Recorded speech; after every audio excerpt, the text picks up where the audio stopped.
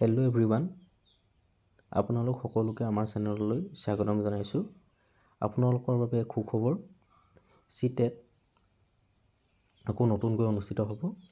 এই CTETৰ যি নটিফিকেশ্যন আজি পাব্লিক নটিচ তেওঁলোকে প্ৰকাশ কৰিছে, আপোনালোকৰ বাবে সুবিধা হোৱাকৈ এপ্লাই কৰিবৰ বাবে তেওঁলোকে 11 তাৰিখ 5 মাহ 2026 পৰা আপোনালোকে এপ্লাই কৰিব পাৰিব।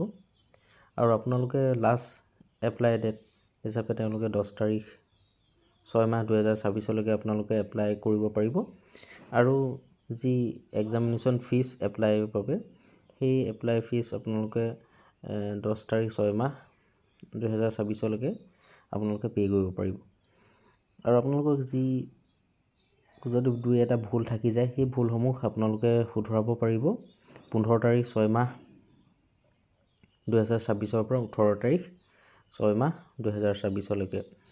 আৰু আপোনালোকৰ ডাউনলোড কৰিব পাৰিব এডমিট কাৰ্ড। পৰীক্ষা হোৱাৰ দুদিনমানৰ আগত আপোনালোকে ডাউনলোড কৰিব পাৰিব। আৰু পৰীক্ষা অনুষ্ঠিত হ'ব আপোনালোকে নিশ্চিতভাৱে জানিছেই যে 6 তাৰিখ 9 মাহ 2026 ছানডে। আৰু আপোনালোকৰ ৰিজাল্টসমূহ ঘোষণা কৰিব তেওঁলোকে জনাইছে যে অক্টোবৰৰ ভিতৰতে তেওঁলোকে পৰীক্ষাৰ যি ৰিজাল্ট সেই ৰিজাল্ট তেওঁলোকে দিব।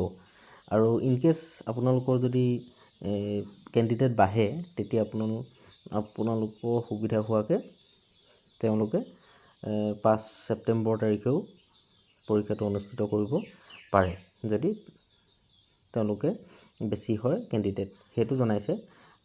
কথাখিনি তেনেকুৱাই আছিল। বাকী আপোনালোকৰ ডিটেইলছত জানিবলৈ হ'লে আপোনালোকে যি CTETৰ অফিচিয়েল ৱেবছাইট, সেই অফিচিয়েল ৱেবছাইটত আপোনালোকে যিখিনি প্ৰয়োজনীয় কথা সেইখিনি আপোনালোকে চাই ল'ব পাৰে। বাকী আপোনালোকে এপ্লাই কৰিব পাৰিব 11 তাৰিখৰ পৰা। ইমানখিনি আছিলে, ধন্যবাদ।